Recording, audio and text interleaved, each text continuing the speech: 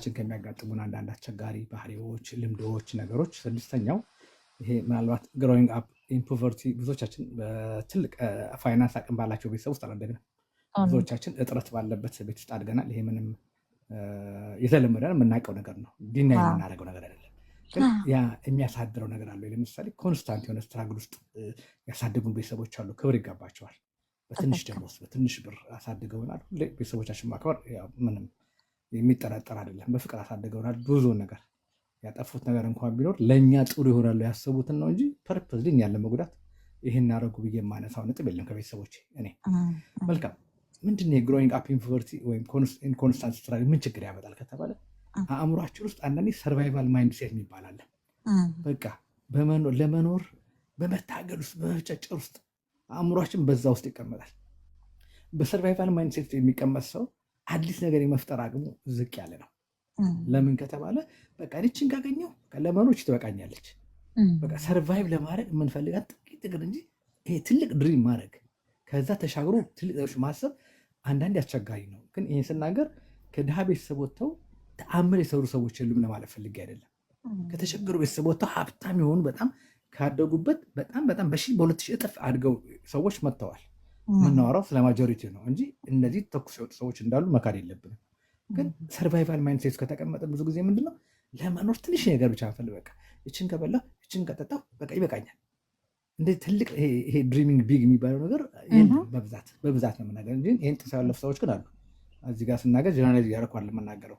ለምን ሁል ጊዜ ስለ ነገር ስናገር ሙሉ መናገር ካለብን ሙሉን እውቀት ሊወርድ ይገባል ወይ ሲሚላር መሆን አለበት። እዚህ ጋር ግን የተለያየ አስተዳደጋችን በኢኮኖሚ ዝቅ ካለ ቦታ ብንሆንም ትልቅ ቦታ ያደጉ ድህነትን ጥሰው ያለፉ ሰዎች እንዳሉ መርሳት የለብንም። ግን አብዛኛው ግን ሰርቫይቫል ማይንድ ሴት ለሚኖር ከሆነ ለውጥ ከባድ ይሆንበታል ለማለት ፈልጌ ነው።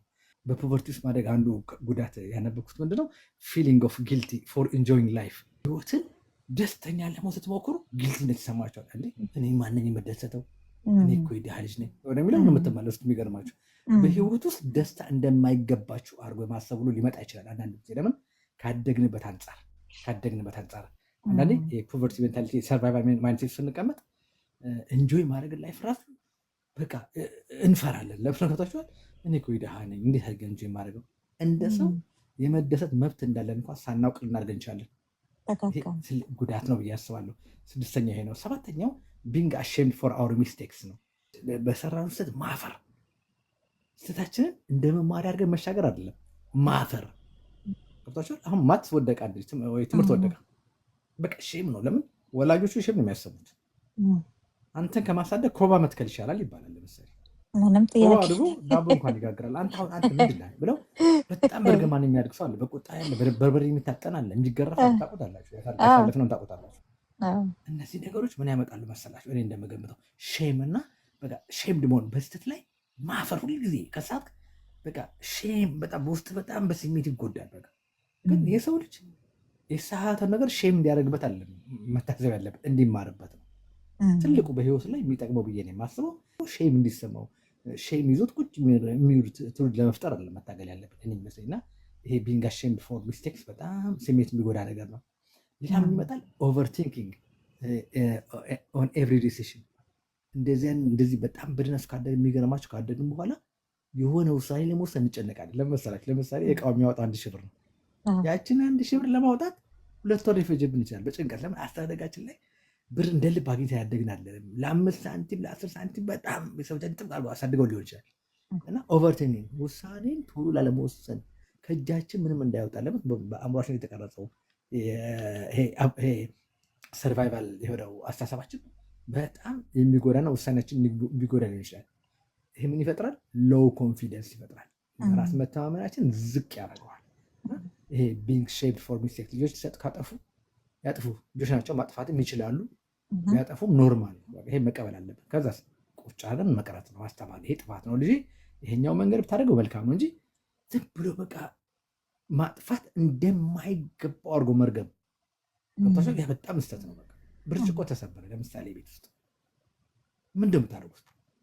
ብርጭቆ ከተሰበረ ያ ልጅ መረገም አለበት። እንደው ሰይጣን የሆነ ልጅ ብርጭቆውን ሰበረው ብትሉት ለአንድ ብርጭቆ ልጁ አእምሮ ውስጥ የምትቀርጹት ሰይጣን ነህ የሚለውን ሜንታሊቲ የምትቀርጹበት ማይንድ ውስጥና ብርጭቆ ተሰበረ። አዎ መሰበር አልነበረበትም። አዎ መሰበር አልነበረበትም።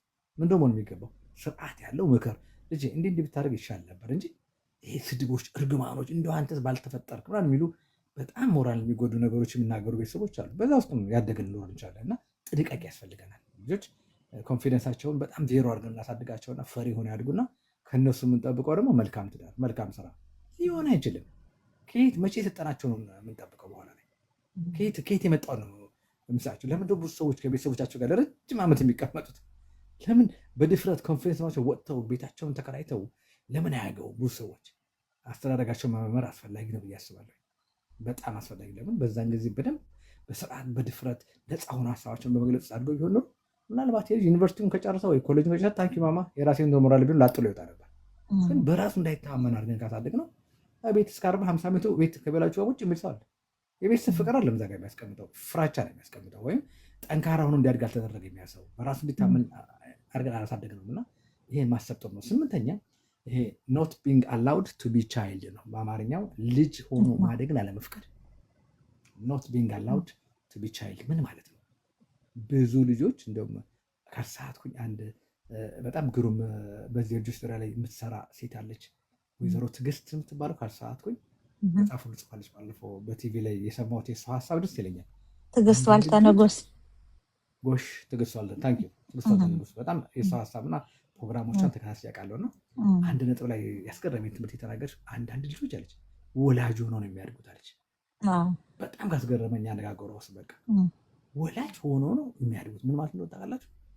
ልጅ ሆኖ አይደለም የሚያድጉት ማለት ነው። በቃ እንደ ልጅ ተጫውተው እንደ ልጅ ቦርቀው ሳይሆን ወላጅ ሆኖ ማደግ ማለት ቀላል ነገር ነው አይመስላችሁ። ማይንዳቸው በልጅነታቸው ማድረግ የሚገባቸው ሳያደርግ ነው የሚያድጉት። የቤተሰብ ኃላፊ ሆኖ የሚያድጉ ህጻናቶች አሉ። በጣም ትልቅ ጉዳት ነው። በልጅነት የምናጣቸው ነገሮች ቀላል ነው አይመስላችሁ። መጫወቱ፣ ከልጅነት የሚያገኛቸው ልምዱ፣ መውደቁ፣ መነሳቱ ያ ሁሉ በህይወታችን አለመኖሩ ትልቅ አብሰንስ ነው። በጣም ካደግን በኋላ የሚጎዳን በሆኑ አላደግም እና ይሄ ነው ኖት ቢንግ አላውድ ቱ ቢ ቻይልድ። ልጅ እንድትሆን አይፈቀድልህም። በቃ እንድትሳት አይፈቀድልህም። ከአንተ በታች ወንድሞች ልጅ ካሉ የአንተ ኃላፊነት ነው። በቃ ይጫንብሃል። በቃ ትንሾቹ ወንድሞች ማጠብ፣ ማስተማር፣ ማስጠናት። እኔ በፍቅር የሚደረጉ ነገሮች ላይ ተቃውሞ የለኝም። በኃይል ተጽዕኖ የሚደረጉ ነገሮች ላይ ግን ተገቢ ናቸው ብዬ አላምንም። እነዚህ በጣም ጉዳት ይኖራቸዋል እና ልጅ ሆኖ እንዳያድጉ የተደረጉ ልጆች ምን ያደርጋሉ ካላችሁኝ በጣም የሚገርም ነገር ነው የሚያደርጉት። አንደኛ ሪላክስ ማድረግን በቃ ዲፊካልት ነው ለነሱ። ካደጉ ወዲያ እስቲ እንዘና ብትላቸው አይ አልዘናም ነው የሚሉት። በቃ አይዘናም ነገሮቻቸው በልጅነታቸው ኃላፊነት ላይ ብቻ የነበሩ ናቸው። በመዝናናት ውስጥ አላደጉም እና በቃ ያንን ጉዳይ በቃ ያደጉባትን ነገር ነው የሚያደርጉት። ከዛ ውጭ መውጣት አይፈልጉም። አንድ በጣም ያጎቴ ልጅ አለ፣ በጣም ኮሚክ ነው እና የታሰረ በደርግ ጊዜ ያሉ በጣም የዩኒቨርሲቲ ተማሪ ነበርና ኢህአፓ ብሎ አሰሩት። በጣም ኮሚክ ልጅ ነው። ሲያስሩት እስር ቤት የሆነ ቦታ ቁጭ ብሎ መጽሐፍ ያነባላል ጽግ ላይ 3ኛ ፖሊስ ጣቢያ አዲስ አበባ እና እዛ የታሰሩት ወንድሜ ና እንጂ ተጫወት ተቀላቀስ፣ አይ አልጫወትም የሚላቸው ለምን ሲባል ልታሰር ነው የመጣሁት አላቸው። በጣም ፈኒ ነው ልጁ እና ያስቀኝ። ልታሰር ነው የመጣሁት አለ እና የፖለቲካ ብሎ አስረውት ነው። ምን ለማለት ፈልጌ ልጆችም እንደዚህ አይነት በልጅነት ካሳደግናቸው ምንድን የሚሆኑት አእምሯቸው በቃ እኔ ኃላፊነት ብቻ ሞት ለሰው ማሰብ እንጂ ለራሳቸው እንጆይ ማድረግን አያውቁም። አስተዳደግ ላይ የሚያመጣው ዲፊካልት ቱ ሪላክስ፣ ይሄ በጣም አስቸጋሪ ነገር ነው። ሌላ ፊሊንግ ሪስፖንሲብል ፎር ኤቭሪዋን፣ በጣም የሚጎዳው ነገር ልንገራቸው።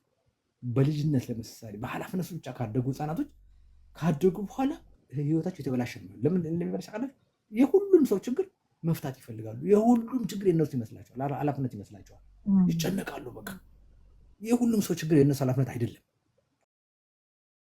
አባሊጋው ለምን በልጅነት ግን ሲያድጉ የቤተሰቡ ችግር የነሱ ነው፣ የወንድሞቻቸው ኃላፊነት የነሱ ነው። በጣም ባጭ ማለት ነው። ይሄን ይዘው ሲያድጉ ካደጉ በኋላ በቃ ፊሊንግ ሪስፖንሲብል ፎር ኤቭሪዋን፣ እያንዳንዱ ጎረቤታቸው፣ ሰፈራቸው፣ አጎታቸው በአጠቃላይ የእነሱ ኃላፊነት ይመስላቸዋል። ይጨነቃሉ፣ በጣም ይጨነቃሉ። አሁን ይህ በጣም ቀላል እንዳይመስላቸው በልጅነት ላይ ያለው የሚቀረጸው ማይንድ ነው ይሄ የሚያመጣው እና በጣም ይጎዳል ብዬ ነው የማስበው። በጣም ይሄ ነው። ሌላ የሚቸግራቸው ነገር ልንገራቸው፣ ዲፊከልቲ ሴቲንግ ባውንደሪስ። ባውንደሪ ሴት ማድረግ አይችሉም። ለምን ካላችሁኝ ኃላፊነት ያንተ ነው። ወንድሞችን ማስጠናት ያንተ ነው። ወንድሞችን ማገዝ ያንተ ነው። ብዙ ነገር ተጭኖባቸው ስለሚያድጉ ለእነሱ የሚሆኑ ባውንደሪ የለም። ታልፈዋል ያ መስመር። በቃ ለሰው የሚሆን ያላቸው ገብቷቸዋል። የእነሱ ማንም ሰው ነው የሚጫነው። አስተዳደጋቸው ላይ የሁሉም ሰው ኃላፊነት ስላደጉ መስመር ማበጀት አይችሉም፣ ነው ማለት አይችሉም ብዙዎቹ እና ባውንደሪያቸውን የሚያሳጣ አስተዳደግ ስለሆነ ጥንቃቄ ያስፈልገዋል ብዬ ነው የማስበው። በጣም ሁላችንም በጣም ልናውቀው የሚገባ ነው።